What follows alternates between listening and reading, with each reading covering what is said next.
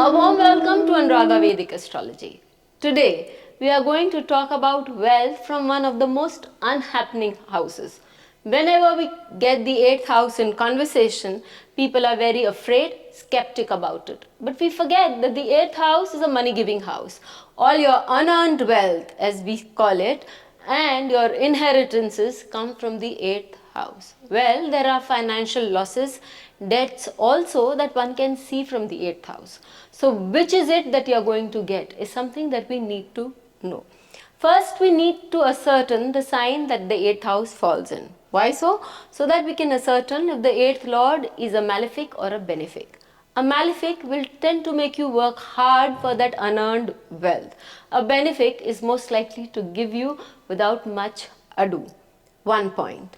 The second point is to see which is the planet sitting there. If it's Saturn sitting there, it will give you after a long period of time, or it will give you a old property. If it's Mercury sitting there, it has an ability to give you quick judgments, quick money, and most probably in cash, because Mercury talks about cash, money, budgeting. If it's Sun sitting there, it could be an inheritance from your father. If it's Moon sitting there, a maternal property is most likely, or money from overseas in terms of your liquid cash or from your insurances, etc. is more likely it. So these planets will give you different kinds of wealth that is associated with the 8th house. Now let's talk about when can you get this wealth. Well, the transits are important, but before that we'll go to the dasha. If there is the dasha of the 8th lord or any planet which is sitting in the 8th house, then these planets, the 8th house lord is very well capable of delivering the wealth to you. Now the final answer always would be given by the transit. Will it give you the wealth without much ado?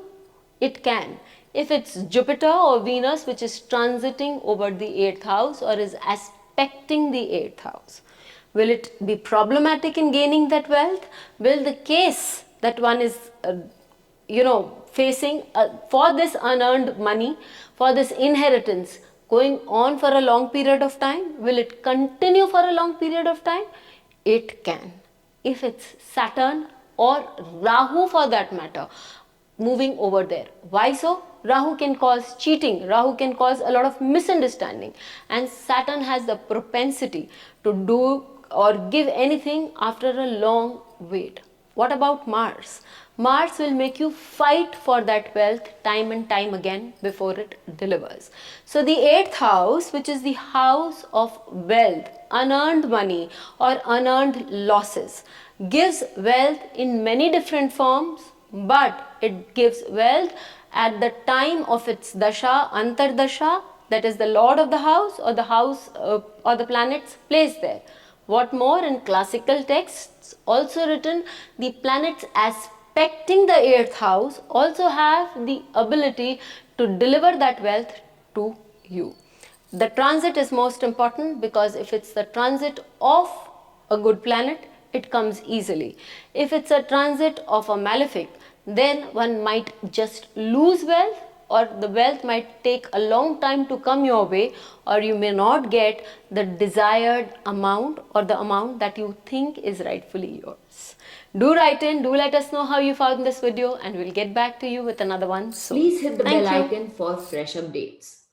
Don't forget to like, share and comment on the videos, and please subscribe to our channel.